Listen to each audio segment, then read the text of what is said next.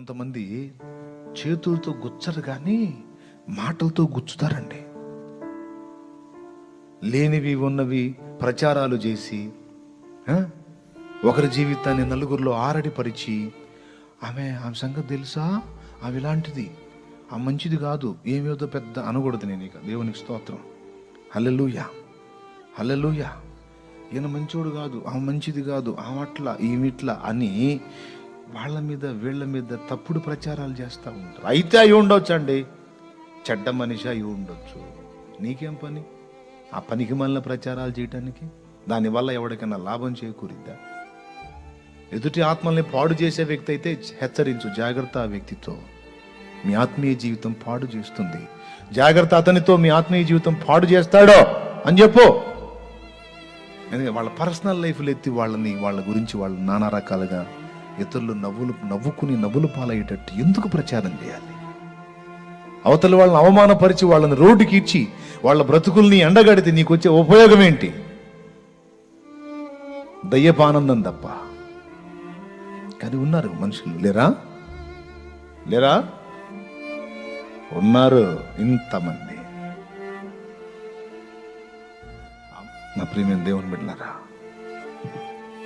చూడొద్దు, మనుషుల వైపు చూడొద్దు, ఆనుకోవద్దు, వాళ్ళ మీద ఆధారపడద్దు, గాయాల పాలవుతావు, చిత్రవద చేస్తారు.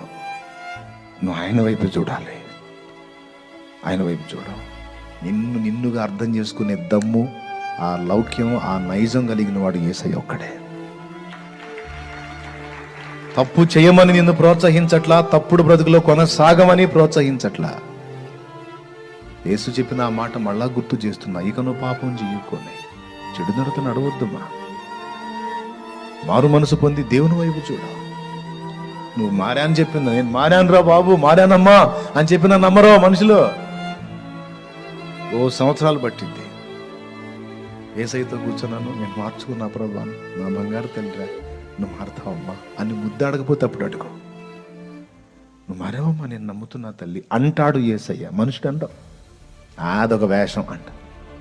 యేసయ్య అంటాడా? యేసు వైపు, దేవునికి మహిమ. తమ్ముడో ఎటు చూడాలి? మనం నేర్చుకోవాలి. దేనికి చూడాలి? పరిపూర్ణత కాయనే, ప్రేమ కాయనే, ఆదరణ కాయనే, అర్థం చేసుకోవటానికి ఆయనే, ప్రోత్సహించడానికి ఆయనే. నిలబడి పరిగెత్తుతున్నోని కృంగదీసే మాటలు మనుషులు మాట్లాడతారు, కృంగిన వారిని లేవనెత్తే మాటలు యేసు మాట్లాడతాడు.